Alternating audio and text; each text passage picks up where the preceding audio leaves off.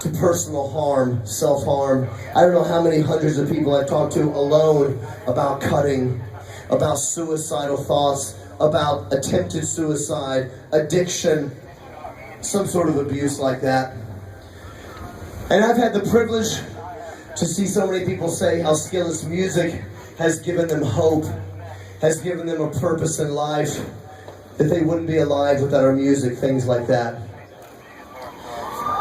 Yes, it's awesome. It's the absolute #1 best thing about my job, by the way. Meeting people like that. And I don't want to make little of that because it means so much to me. Sincerely, I love meeting people like that. But I want to share something with you tonight while I have a minute, that is this. That while I think that's amazing when I meet those people and they say that my music has saved their life, I love it. But what I want to say tonight is this. I don't believe it's just the music that is giving you hope. Because as much as I love rock and roll, and I really, really love rock and roll. I do, I love it.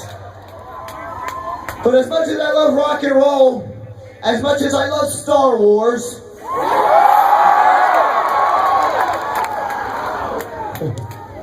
I've only found one thing in my entire life, that when the music goes away, when the fun goes away, and I put my head on my pillow at night, and the voices come, or the demons come, whatever you want to call it in your own head, the things that we all have to live with in our own mind, night after night after night, I have only found one thing that will never betray me.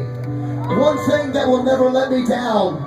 One person that will never leave me, will never forsake me, will always have time for me, will never say that you're not good enough, you're not pretty enough, you're not smart enough, you'll never be worth enough.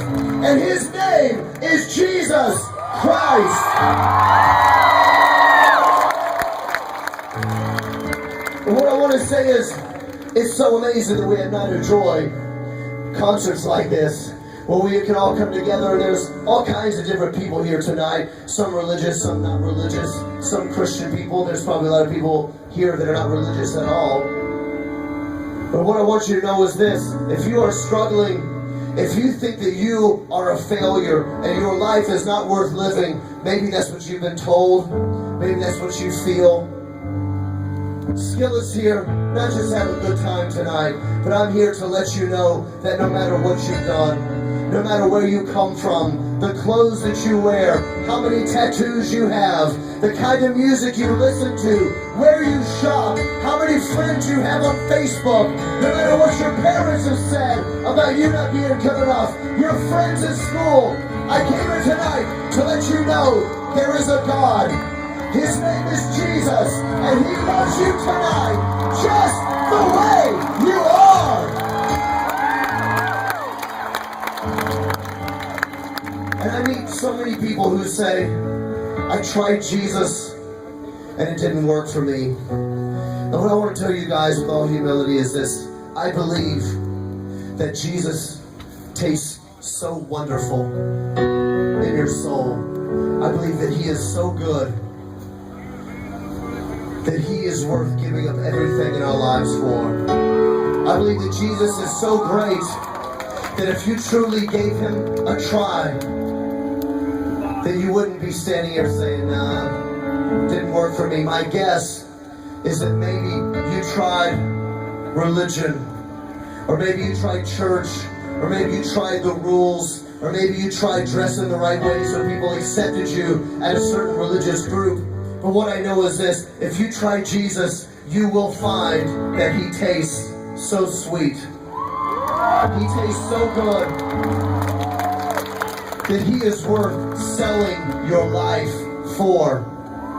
And what I want to encourage Christian people here tonight, because I know there's a lot of Christians here that come to this celebration. I'm so glad you're here.